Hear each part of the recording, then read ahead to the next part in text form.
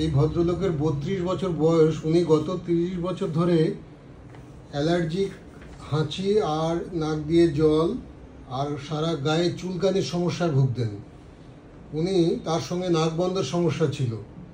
উনি আমার কাছ থেকে প্রথম যেদিন থেকে ওষুধ খেয়েছেন, প্রথম সপ্তাহ থেকেই একদম ভালো আছেন এবং আজ পর্যন্ত প্রায় 2 বছর হতে চললো। আজ পর্যন্ত উনি সম্পূর্ণ সুস্থ।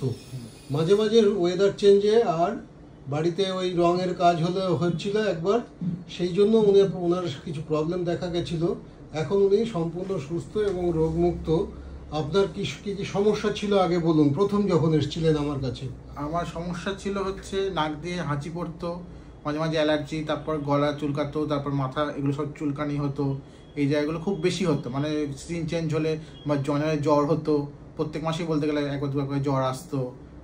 এইগুলো আমার সমস্যা ছিল খুব পার্টিকুলারলি। এখন তো গত 6 মাস 8 মাস 1 বছর প্রায় হয়ে গেছে। হ্যাঁ হ্যাঁ, এর মধ্যে আমার খুব একটা বেশি হয়নি, অল্প অল্প সামান্য হয়তো হয়েছে। তারপর ওষুধটা খেলে আবার কমে গেছিলো একদমই।